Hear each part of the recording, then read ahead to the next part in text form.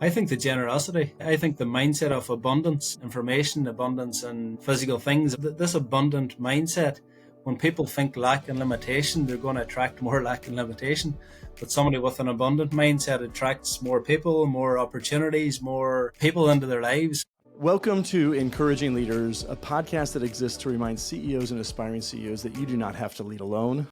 I'm Mark D. Braun, and today I am joined by a dear friend, Ryan Tierney. Ryan and his brothers, Martin and Jonathan, have an incredible business, a family business over in Northern Ireland. I have taken, just to give you a little background, I've taken my executive team in 2018. My mind was so blown by their leadership and how they've built a culture where everybody's engaged that I had to come back.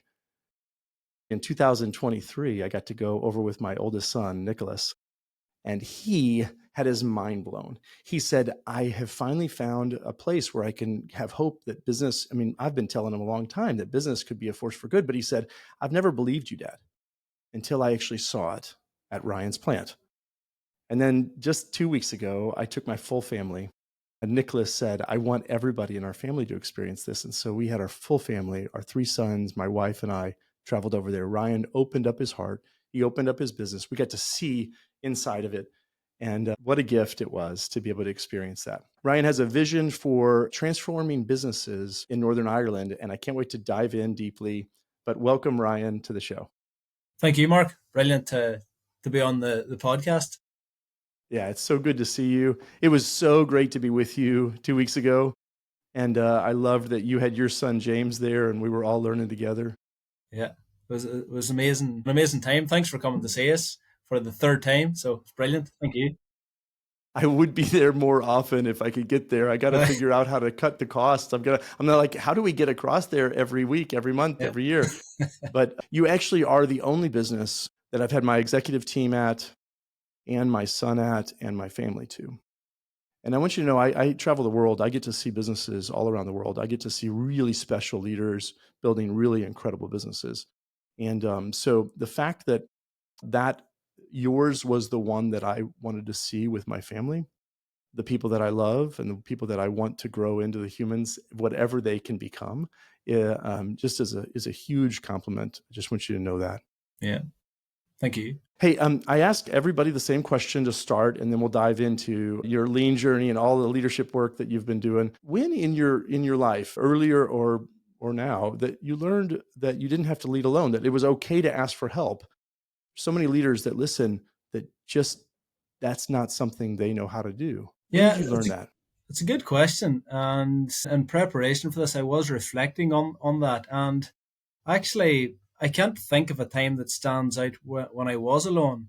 And I think the reason for that is that I've always been willing to reach out for help. I think that may have came from my father. I think it may have, because he was very good at asking for help, asking for support. He never felt like he had all the answers. It probably came from him, because a story that comes to me straight away is the time when myself, Jonathan, and Martin were starting our business, Seeding Matters. We were sitting around the table and we said, who could we go and talk to about business? Like, we didn't know what we were doing. We were 17, 18, and 19, 3 young guys with this idea to start this company. We didn't know where to go. We were in our kitchen, and our mother overheard the conversation. And secretly in the background, she wrote down a note on a bit of paper, because Martin joked that, imagine we could go and see Sean Quinn. So Sean Quinn was the richest man in Ireland at that time. And we were kind of joking, saying, well, if we wanted business advice, why not go to the richest person in Ireland? And she took note of this and contacted Sean Quinn the next day and didn't tell us. And Sean Quinn actually phoned our office the day after that and said, I want to meet you. Come on down for a meeting.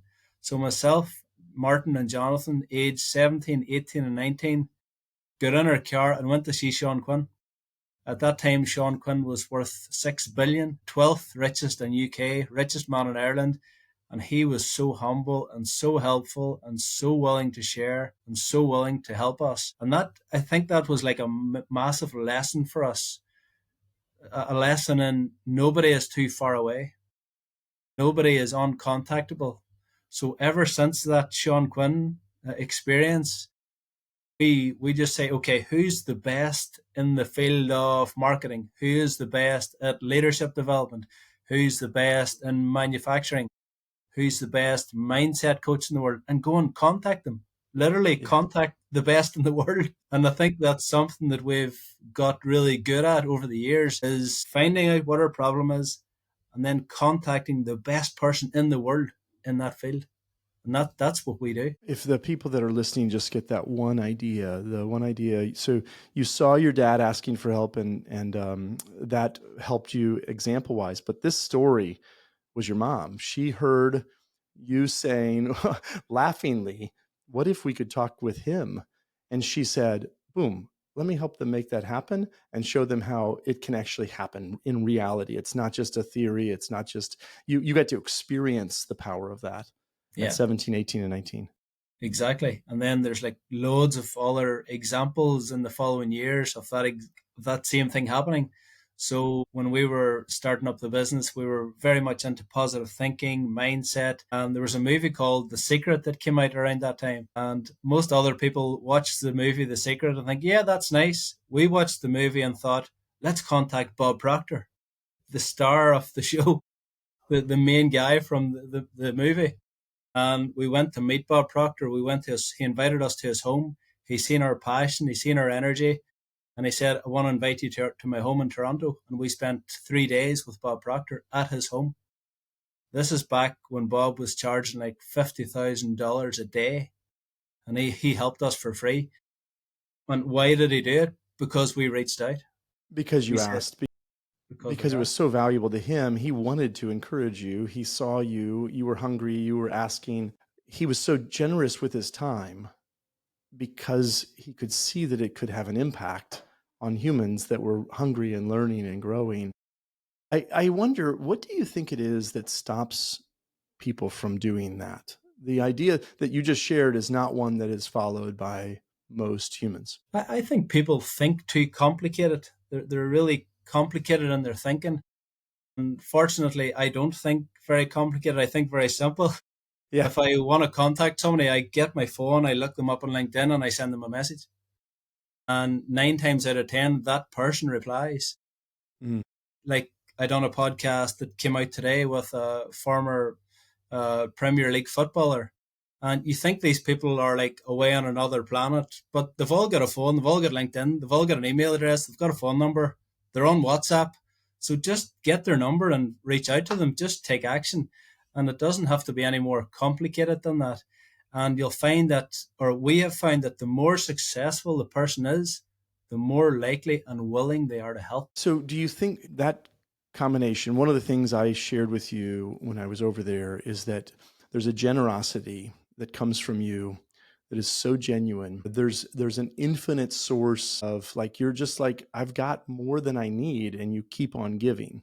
And some people are confused by that. They're like, what's in it for you? Why are you doing this? Tell me that you said the more successful the person is, the more generous they are with their time. But do you think it's a which one comes first, I guess, is the question. The success or the generosity? I think the generosity, I think the mindset of abundance and information, abundance and physical things, abundance, this abundant mindset, when people think lack and limitation, they're going to attract more lack and limitation. But somebody with an abundant mindset attracts more people, more opportunities, more people into their lives. So I think it starts with an abundant mindset. And those people happen to become successful, I think. That's my Because of thoughts. the amount, because partly because of that, because they're not always looking out for just themselves. They're actually giving. I tell us, it's so fun that you learned it from your dad, and then you learned it from your mom, and then you've learned it from everybody that you've witnessed, because they keep on doing it the other direction. They keep on being accessible, and they give of their time. And so now you can step into that as you continue to have more and more success yourself. I do believe that the abundant mindset, I tell a funny story. Yesterday was Father's Day. Is Father's Day across the world, or is it just in the Yeah. US? Father's Day here too. Well, happy Father's Day to you. Yeah. So we're Thank you. recording this session in June, and I was thinking about my dad. My dad's passed away. I know yours has as well. But he, when I was young, he said he wanted to be a philanthropist, and we didn't have any money. And I started thinking how Funny that is. I tell it as a joke because I thought you had to have money to be a philanthropist. That was like one of those things you have to have. But really, you don't. You have to have a mindset that you have enough and you can give and give and give.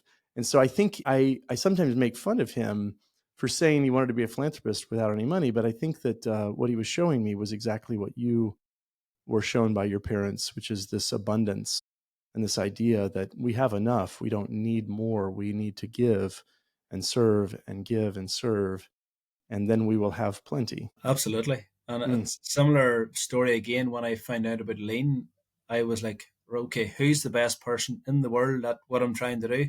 Well, it's a guy called Paul Akers. What do? I contact Paul right away. I get on a plane, I go and see his company. So the amount of people out there that know who they want to contact, that they learn from these people, but they never take action. They never go that next step and just contact and reach out.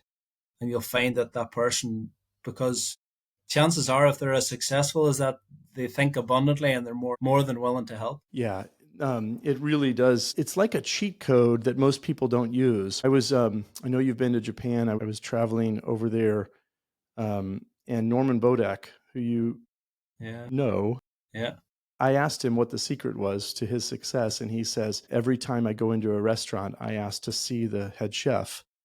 And I said, tell me about that. He said, basically, no matter what, I always ask to see and meet the person who's actually leading at the highest level, whatever that highest level is. It was the same story that you're sharing, just in a different way. And so he got to learn from the world's experts because of that one concept. I'll just keep yeah, on looking for the best and the best of whatever it is. And I just talk with them and get to know them and learn from them.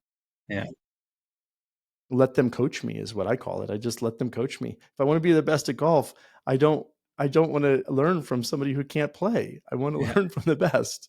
yeah, And so I love that. If you're listening, just that one change, go meet the best and the best and learn from them on whatever it is that you want to learn, and you will cheat the system and you will learn and grow, and then you'll become successful and you'll be able to give that back freely.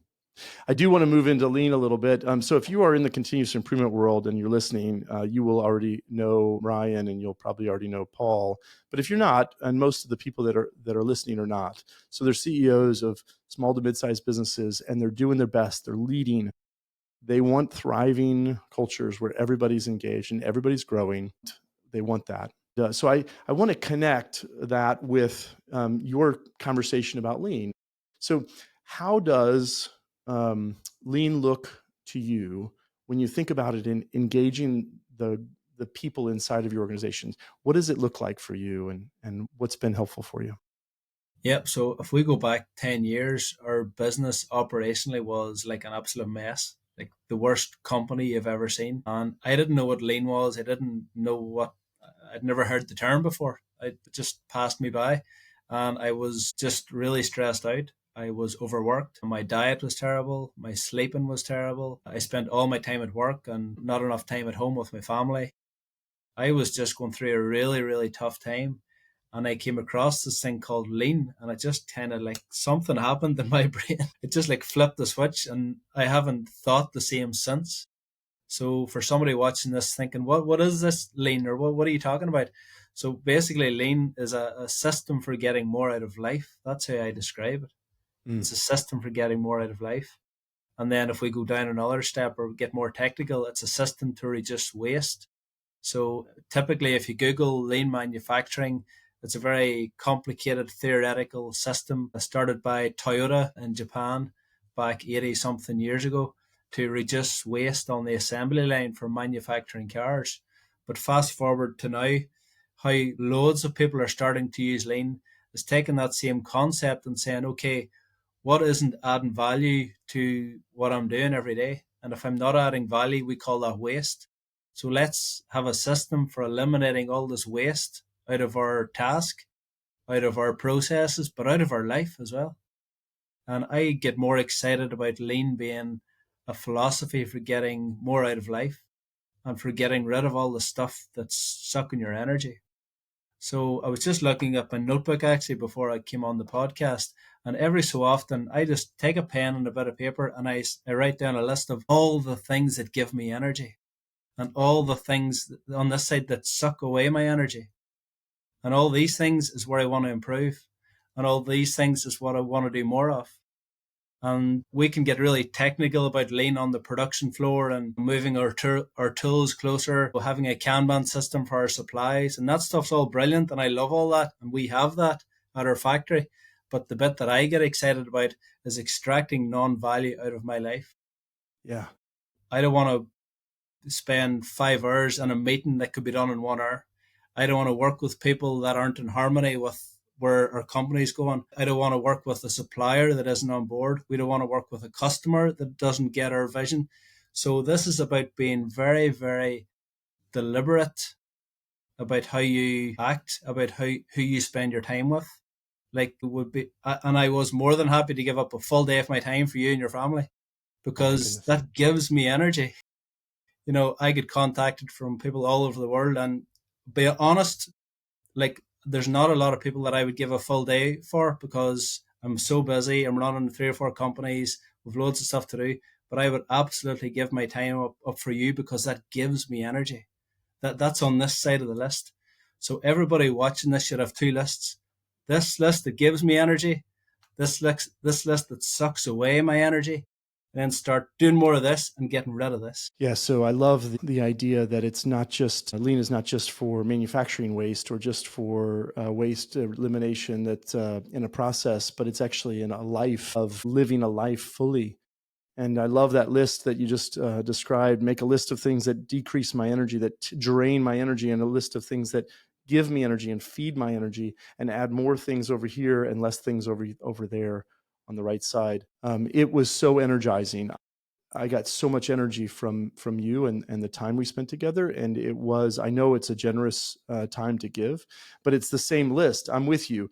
We could go anywhere in the world as a family, and we chose to come to Northern Ireland because of the time that we might get with you. We didn't actually, we wanted to have energy given, not energy taken. And we wanted to be part of that. We wanted to give back, but literally that was the list. And so we had to decide between going south around the southern part of Ireland or going north. And both of them are beautiful. Because your presence was in the north and your people were there, we came north.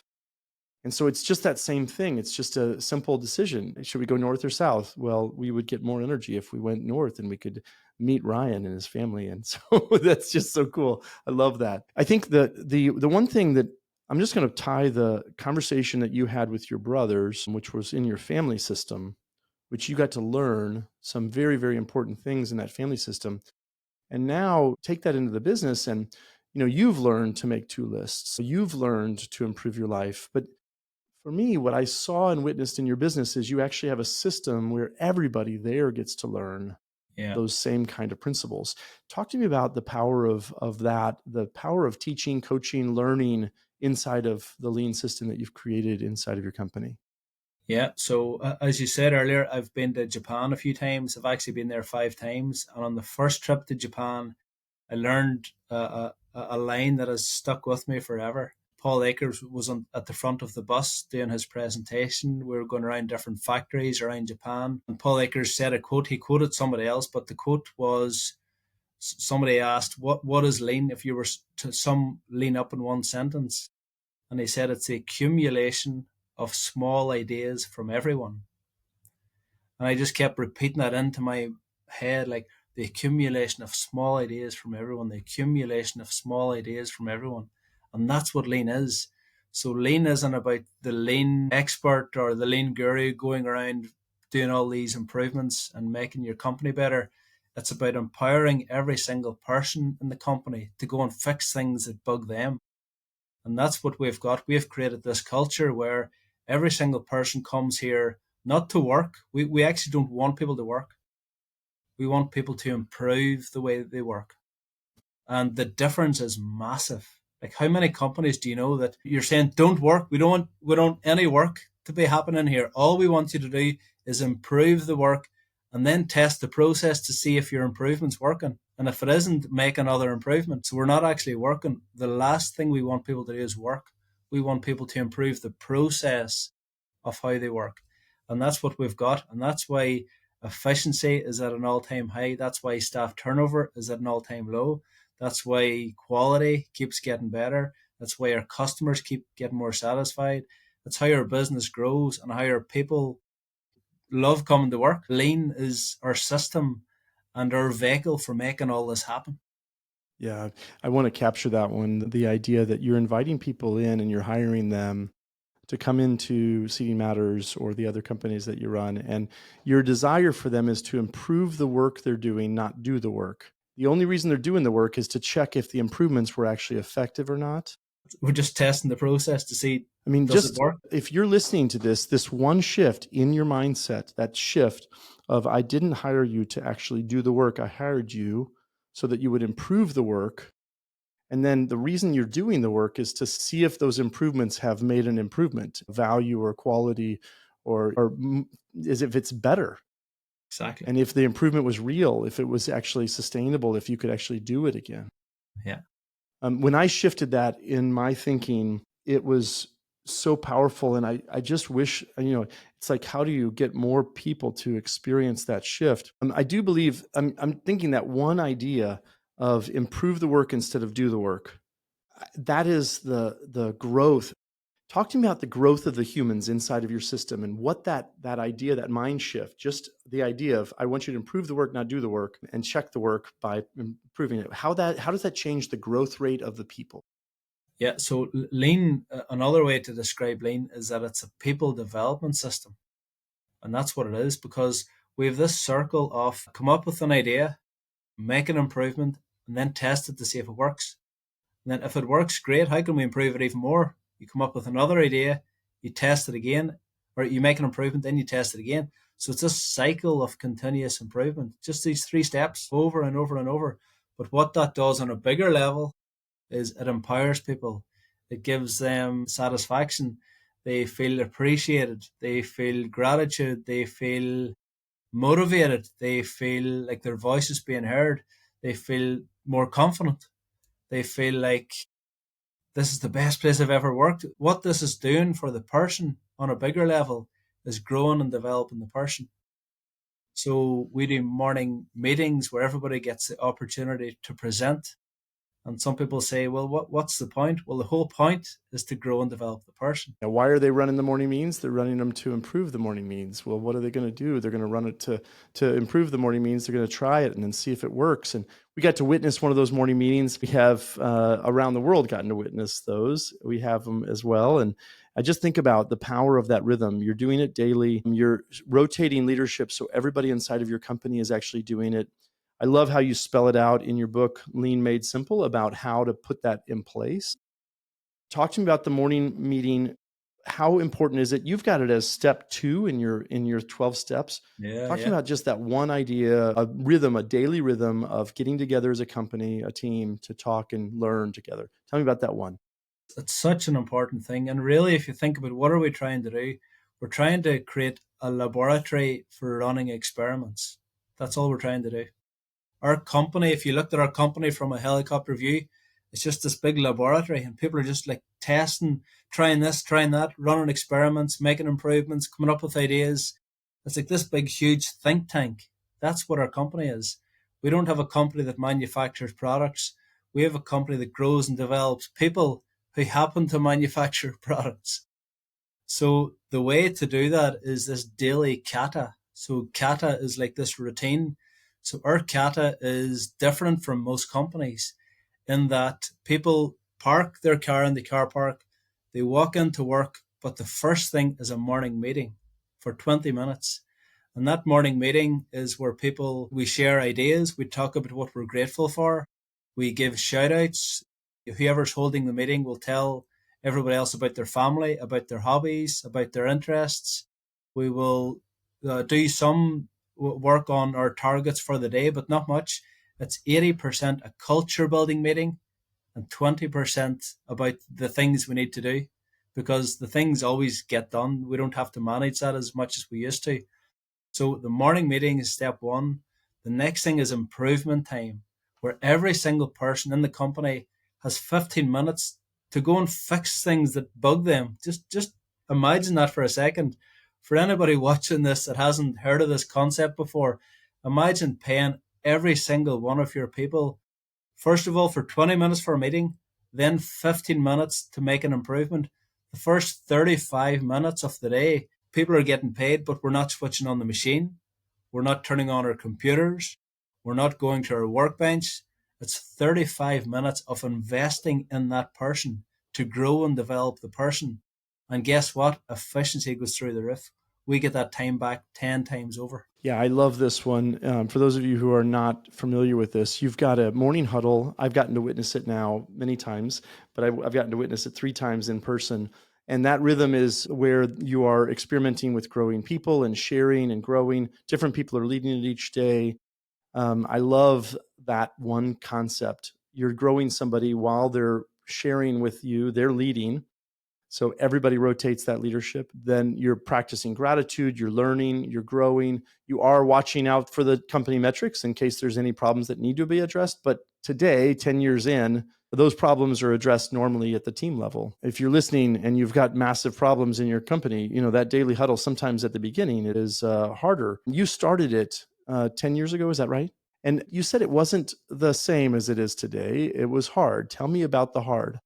Yeah, it started off really, really simple with one laminated piece of paper with 5 questions on it. And I was standing up there as nervous as anything. I'd never held a meeting before. And everybody else was nervous because they'd never been to a meeting. We'd never brought our whole company together before. It was such a foreign idea for us. But we tried to do lean without doing the morning meeting and it just didn't work. So we said, right, okay, we have to do it. And we started off really small with 3 or 4 questions. It was really awkward. People were like arms crossed, hiding behind each other. Nobody wanted to talk. It was the most awkward thing I've ever experienced. But I just made a decision that we're going to do this and we're not going to stop. And slowly but surely, we just kept doing the morning meeting. People started opening up, they started relaxing, they started talking about problems that they had from the day before. We started to find solutions. People found that we were attacking the process and not the person. It wasn't to blame anybody. So we always say we have a blame free, problem aware culture. We're very aware that we have problems. Blame free, problem aware. Yeah. So So we're good. really aware that we have problems. We're not saying we're perfect, but we're not attacking the person. So when we get a problem, we're like, yes, we've got a problem to solve. That's good. Like Mr. Amazawa, former vice president of Lexus, he said, be happy when faced with a problem. And that's what we try to do. Okay, good. We've got a defect. Brilliant. How can let's come up with 3 or 4 or 5 ideas so that it never happens again. And everybody is bought into the solution instead of being targeted for creating the defect. So this just, it all makes so much sense that I don't understand why every company doesn't do this. Well, what's so fun is when only I get to travel the world and I get to see a lot of very, very incredibly well run companies.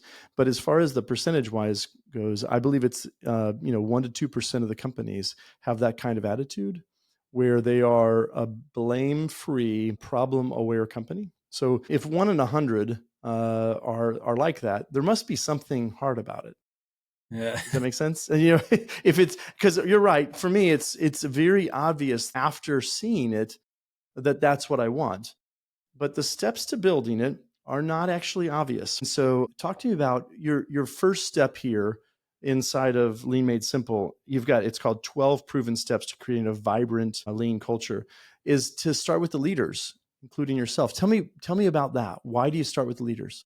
Yeah, it's the most important step, I believe, because for a company to try and start lean without the leader being engaged, it's an uphill battle. It really is. It's like trying to push a train uphill. You're going to find resistance and struggle every day. But once the leader gets it and is switched on to this, the whole company's going to change. So if we think about why that's important, it's important because the leader is the person who's driving the business. They're the ones with the vision. And if they're not on board with lean, it's probably not going to be successful. But the best type of leaders, and I'm actually listening to Good to Great, Jim Collins, Yeah, again, great like book. the fifth time, and he Yeah. talks about the level 5 leader. And the level 5 leader is typically not what you would expect from a top leader. They're quiet, they're shy, they're the quietest person in the room, they're humble, they put up their hand when they make a mistake. And this is the personality of a lean leader. If you noticed the morning meeting that you were at, I'm at the back of the room. Look, if anybody didn't know me, they wouldn't know I was one of the owners. We all dress the same, we all talk the same, we all eat at the same canteen. There should be no difference. But I think one of the biggest blockages to creating a vibrant lean culture or creating any type of organizational change is that most leaders think they have to be the loud ones in the room. They have to be coming up with the answers. They have to be answering the hard questions and solving the hard problems. And it's actually the complete opposite. The complete opposite. Yeah, well, I think that's where the challenge is. If you've only witnessed leadership as the loud one, and so if that's where you learned, and you learned from a leader that was loud, and Yeah. then you step into leadership, you copy that loudness. And so I think it's it's because it's rare. I say 1 in 100. The organization that you're running, I have described it as 1 in 10,000. So I believe you're in a 1 in 10,000 kind of a space right now, which is beautiful. It's a huge compliment to you. But really well run, highly executable companies. I'll give you one stat. So in the U.S., 32% is the average employee engagement across the U.S. business sector. It's actually about 5 points higher than in the world. So the U.S. beats the world in engagement, and it actually, if we can keep that, that's a huge differentiator for us as a country. Yeah. Your engagement level, how would you describe the percentage of engaged employees at Seating Matters? What percentage would you say are engaged? I think 100% of people are engaged, but there's all different levels. Yeah. And I would say I would agree. If we were going to use the metric that they use for that, Gallup does the survey, I would say it's in the 95+% engagement. And best practice organizations are at 72%. So if you are in the U.S. companies that are doing best practices, they're at 72%. Ryan's team is at 95+%, and that is what's attractive. It's you've done something to build systems. They're daily systems that are spelled out in the Lean Made Simple as a step-by-step approach, but they are basically creating an engaged culture where everybody's growing, everybody's thriving, and people are moving through the business in that way. And that one metric, just how do you build engagement into the business, it's got to be hard because it's not done very often, if that makes sense. We can say it's easy, but there's something hard about it. It can be simple and hard. And I think that's what you're advocating for. Tell me why simplicity is so important to you. It's a great question.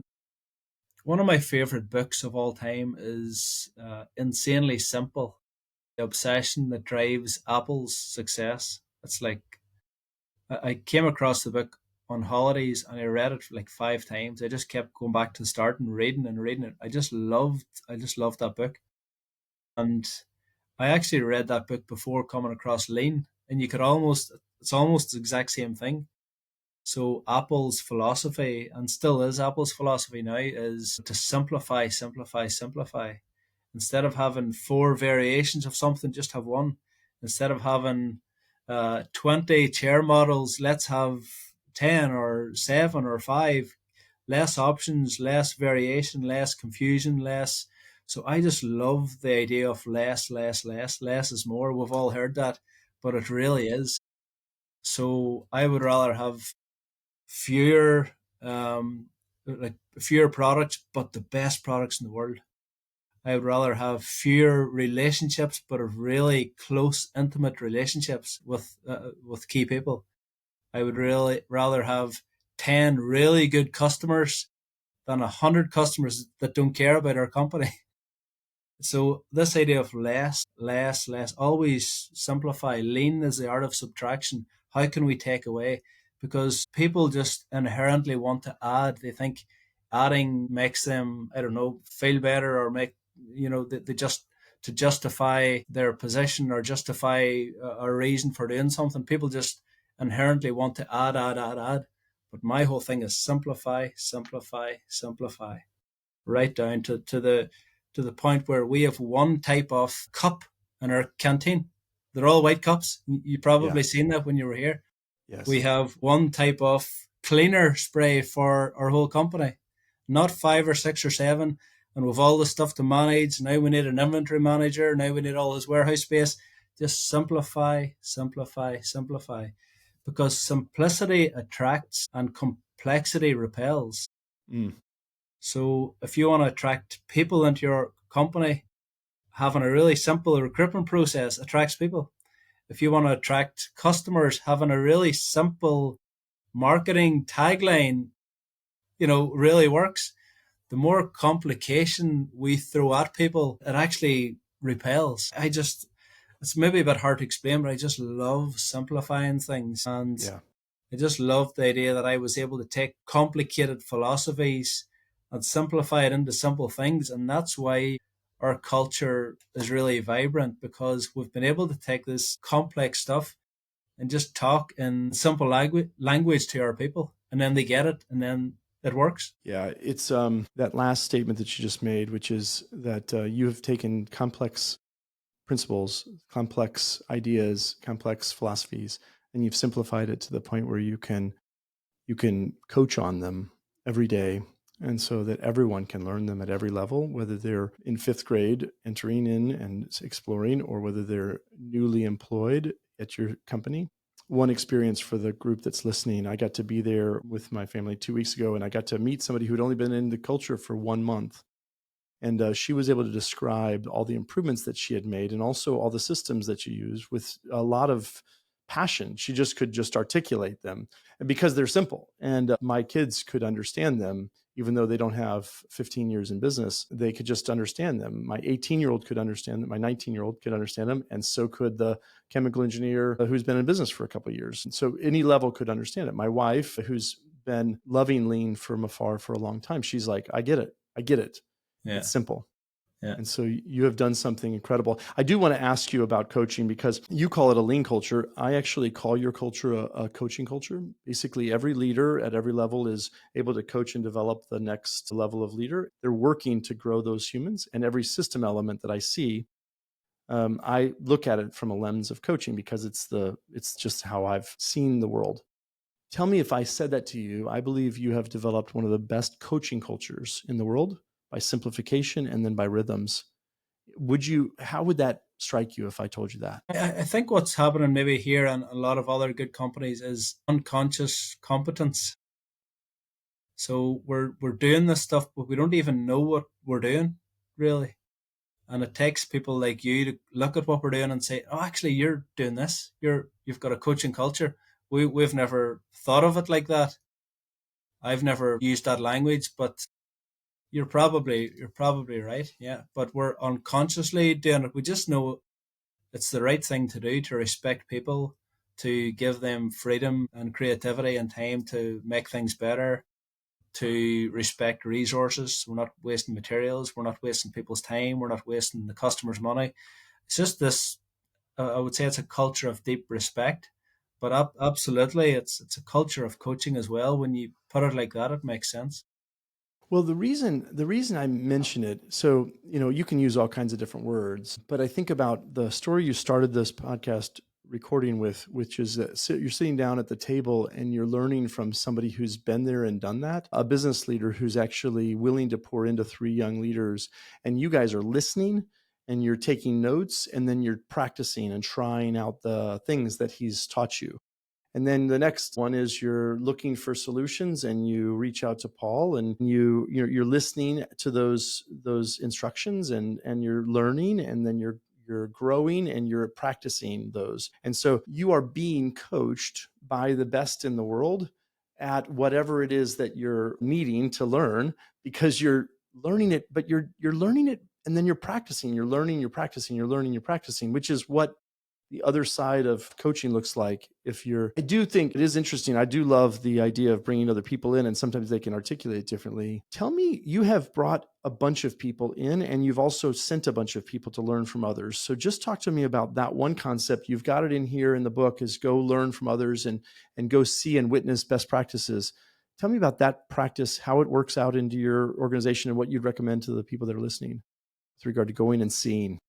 Yeah. So we have invited over 3,000 people to come through our factory in the last few years. It's just crazy. Like with a massive group in today, with 18 people today from a company in Dublin. So every day people just come through here and we open our doors up. Anybody can go on the website and book a tour. And the reason we do it, there's a couple of different reasons. Number one, first and foremost, is to share this information. Because if Toyota, back when they came up with this concept of TPS or lean or Kaizen, continuous improvement, whatever you want to call it, if they kept that to themselves, think of where the car industry would be now. Think of all the companies that wouldn't have benefited from that. But Toyota didn't say that. Toyota said, we're going to bring our competitors in. We're going to bring Ford in. We're going to bring Nissan, and we're going to coach our competitors. And it sounds like the opposite of what you should do. And it's this idea of sharing the knowledge, because as you give, so shall you receive. And actually what we're doing, we're saying we're open, come and see us, but we're actually getting in return without wanting to get, we're crowdsourcing ideas. So I'm just going to say it again, we're crowdsourcing ideas. So we have maybe 200 people a month, more, 300 people a month coming through our company. And we're getting experts. It's all like somebody saying, oh, I am an expert in digital marketing. Why are you not using this app? Or what about AI for this? Or we've got a machine in our company that can bend that metal much better than your machine. So we're crowdsourcing ideas. And it's just this huge mastermind of sharing ideas. And that's why we love it. That's why we love inviting people in. And then we get the opportunity to send our people back to visit them. So next week, we're sending 2 groups from here to visit another company about half an hour away that have been here for tours 3 or 4 times. And now we're sending people back. So we're saying, yes, we're okay at lean. We're starting to figure this thing out, but we're still sending people out to learn. And the reason we send our people out is that they hear it from another person. It's not the Seat Matters Lean Made Simple version of lean. They're hearing another concept from a different person, maybe said in a different way that will really connect with them in a way that we could maybe never do. So this idea of sharing knowledge is it's so powerful. I would advise everybody to open their doors, but also go out and see other companies. Yeah, it comes back to this first concept of an abundant mindset for me that you shared. Which one comes first, success or abundant mindset? And basically the willingness to give creates the energy for success. And so you're giving and you're opening your doors to give that because you believe that it should be given freely and it's been given to you. And so you're giving it. And then that creates success and more success and more success. And then the second one, you're sending people out intentionally, locally, but also you've traveled to Japan 5 times. It's this idea that wherever the best is, you're going to go learn from the best so that you can see it yourself, and you're going to have people with you to learn with you and that they can see it. One personal story, just right after we got out of your company, we went to that beautiful resort right next to you and had lunch, the Row Resort up in Limavady. And it was so fun. We had lunch, and my middle son, Noah, he said, Dad, I have some good advice for you. I said, what is it? He said, if you ever want to teach us anything, have somebody else do it. And I just think about the power of that. He learned things from you and from your team that I wanted to teach him. Yeah. But instead of teaching him, I let somebody else teach him. And he said, do that over and over and over again. Yeah. That's what I'm hearing from you, right? That's what I'm hearing. If you send people exactly to learn from somebody else, they will learn it, and they'll learn it in a way that you couldn't teach them.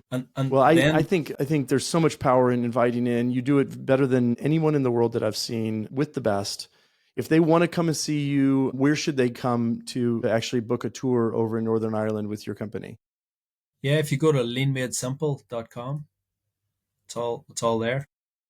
Yeah, and if you guys who are listening can't wait for me to come with you, go today, go tomorrow, go the next day. But if you are going, please tell me so that I might be able to travel with you. And I'm considering getting a group of CEOs together to just make a trip over there, Ryan. I know we went over there with my executive team. I was over there last time with 200 leaders, and this time was just with my family. But I want to keep coming because I want to keep seeing what you're building and keep learning from you and your team. Yeah. Last question. The question is, if you were to go back to, when you started out this business at 18, 19, all those ages that you were with three brothers, you've learned a lot. And is there one thing you would tell your younger self that you wish you knew that you've learned along the path, and you'd say, hey, listen, Ryan, do this differently, or change this, or think about it differently like this? What would be the one lesson that you would tell yourself at that younger age? Yeah. One thing that I would do going back again, or I would advise somebody to do, is to understand the power of knowledge and learning, and then go and apply it. So we were 17, 18, 19. We'd never obviously ran a business before. We didn't know what we were doing. And we were trying all this stuff and stabbing in the dark. It took us a good few years to kind of steady the ship and say, right, now we know what we're doing. But looking back, and I would advise my son to do this, is go and work for another company. Don't come into the family business straight away. Go and work for another company for a year, 2 years, get all that experience, and then maybe start a business. I know looking back, it worked. It did work. We were able to make it happen. But the power of going out again, it's like going to see another company. Going Mm-hmm. in, like if my son James went and worked for Coca-Cola for 2 years, or went and worked for Apple, or go and work for Amazon, go and work for Toyota, go and get a job at a really good company for a year or two, and then come and apply the knowledge. That's something that I would think about if I was to go back. Yeah, I love that. It's always, how are you thinking about in family business? I work with a lot of family businesses, and whether the kids in those family businesses come directly into the family business or they take some time out. For me, best practice in those family businesses is to actually intentionally go out and learn from others before you enter that business. Yeah. And I have three sons, and I'm trying to carry out that same thing and a family business. And I'm like, oh, go out and learn. And learn from somebody else, just like you're showing that example so well. So if you're listening, you can get in touch with Ryan at Lean Made Simple. You can always get in touch with me, encouragingleaders.com. Would happily spend some time and think about a trip over to Northern Ireland, or talk about any of the concepts that we have talked about today. Ryan, thank you so much for pouring into the folks that are listening, and for everything that you do to lead in the way you do, to build culture like you have, and to really demonstrate what leadership could look like in the business community. Yeah. Thank you, Mark, for having me. I love sharing and helping if I can. All right. Take care. Thank you.